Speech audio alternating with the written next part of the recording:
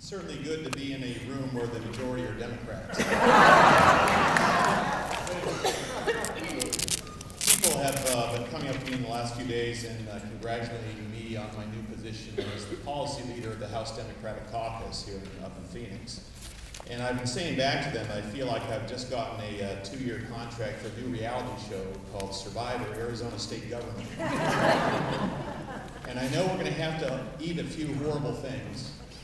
And I know that there will be some rituals of public humiliation. But ultimately, if we can be clever and if we can have the teamwork, we will prevail, even in a situation in which the environment in the legislature has become very, very difficult. It isn't just numbers. We're 35 to 25 down in the House and 18 to 12 down in the Senate. It's also the people that will be there. A number of the moderate Republicans we worked with well the last session were defeated in their own primaries. So there are fewer people who are actually willing to reach out and say, we need you, we need your ideas, your constituents' voices matter also.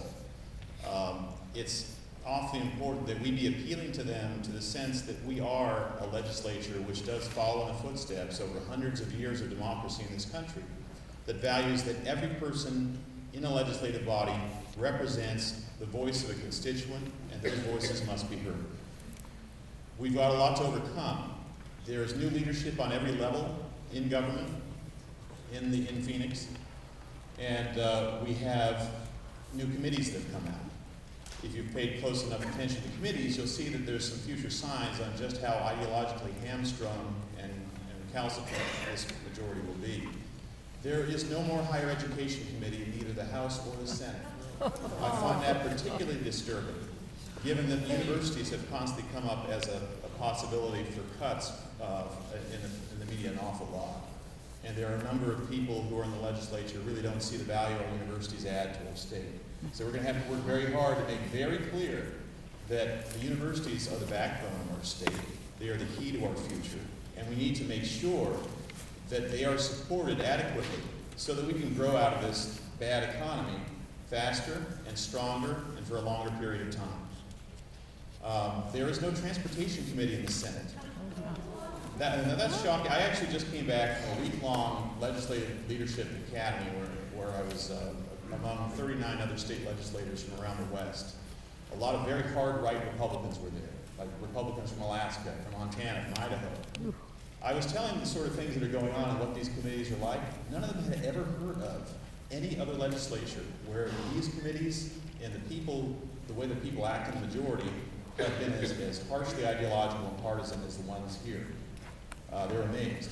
To have no transportation committee, the closest thing that I can figure to the transportation committee in the Senate is something called natural resources, infrastructure, and public debt. And in the Senate, there is no education committee per se at all, not even for K-12. That has been changed to a committee that is called Educational Accountability and Reform, which you can say is coded for school choice in their words. There are people in charge of that committee who have talked about public schools as government schools, and they'd like to see nothing better than have them shut down. The chairman, the Senate president, is Bob Burns from Peoria.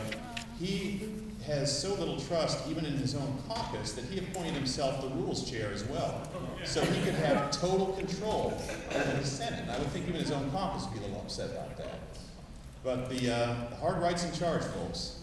So we've got to raise our voices even louder than we've raised in the past. And I know you guys can raise your voices because I've seen you work really hard. I've seen you get up there and make your voice heard.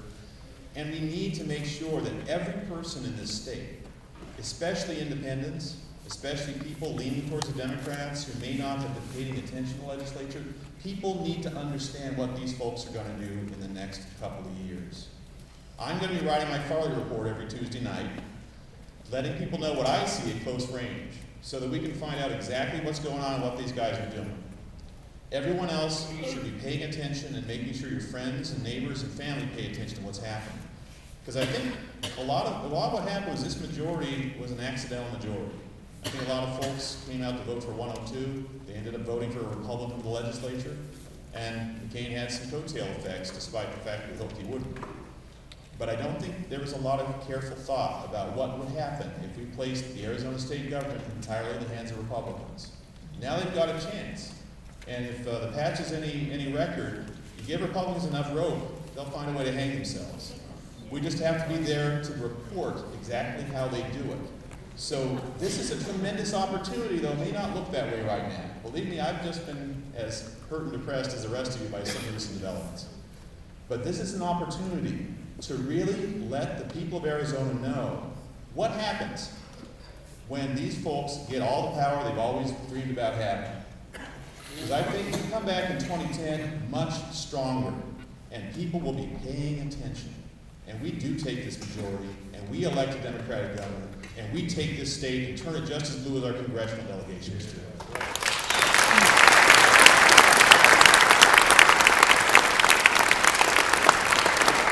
So do not give up, do not despair.